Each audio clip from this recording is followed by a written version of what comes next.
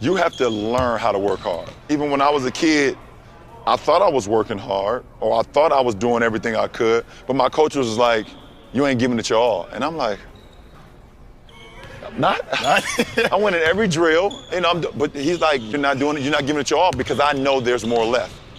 And as you get older and older and older, you start seeing like, I can do more.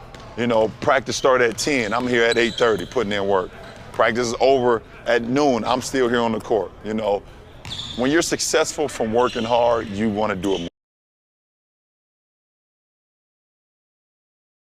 So I love this video for student athletes, but I don't necessarily love it for why it was intended. Don't get me wrong, I like it for the idea of, you have to work hard and blood, sweat, and tears, and first one in the gym and last one to leave. I like it for that standpoint, but I don't necessarily love it for that standpoint because that's obvious. Everyone knows that when you're in high school, you have to turn up the dial a little bit higher when you get to college. As far as what worked in high school athletically is not going to work in college. And then what worked in college is not going to work in the pros. Like, we get that. I think that's a pretty obvious one. We've heard that a lot of times. But what you haven't heard is this same information is applicable as far as academically as well. Academically, when I was in high school, I was able to cut corners. I was able to wait till the last minute to study. I was able to not study, right? But in college, I was not able to do that. When in college, I also realized that, I can't study like everyone else studies. Now, you're looking at somebody that failed the 6th grade, got associate promoted to the 8th grade. I was in special education classes before 9th grade. Like, I'm no academic scholar by any means. So when I got in college, I realized that I couldn't study like everyone else. Everyone else could go to these study gatherings and be high-fiving and listen to music and study and make A's and B's on tests. I'm not that guy.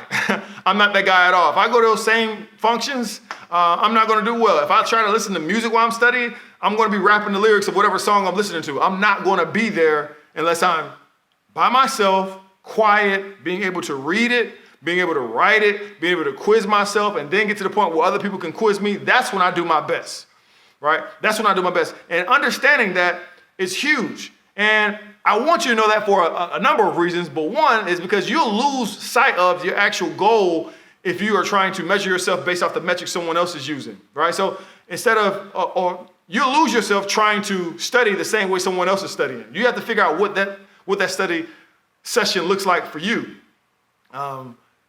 You have to find out what that study session looks like for you. The reason I made this video is because there are majors that you're interested in that requires you to know how to study, that requires you to have some discipline, requires you to have some grit, some resiliency. And the reason I made this video is because I don't want you to get into your first class and make your first F or make your first D or whatever grade that you feel like you should have made better than, and feel like, you know what, I shouldn't be in this class. And you've already counted yourself out. You're already counting yourself out because you said, well, I studied and it didn't work. But in our sport, when we missed a dunk, when we missed a three, when we missed whatever the assignment was at our sport, we didn't quit. So why would it be that situation for academics?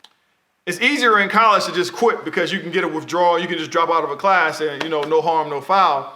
But I just challenge you to have the same mentality what LeBron was talking about as far as athletics, and bring it over to academics, and realize that you may have previously thought that you were studying, but have you really studied? Have you really put down the necessary hours and the work to do your very best? And I think oftentimes when we do that, we surprise ourselves, right? Like when we study before time, not last minute, just because it worked last minute for someone else, or maybe it looks like it's working last minute for someone else, but you don't know the background information they already had. Maybe they came from a high school that was rich in science, or really good at math, and they just got a better foundation. And you came from a place that didn't offer that. So you're going to that same table thinking that y'all gonna do the same, and they just had a different starting point. So again, I challenge you to ask yourself the question if you're really studying, and kind of flip that coin as many times as you need to figure out, how do you study best for you? And then make your decision making going forward. But just because you failed the test once, just because you got some grades that you were not as proud of the first semester, second semester, whatever semester, realize that there's a sense of resilience and grit and stick to itness on the academic side, much like it's on the athletic side.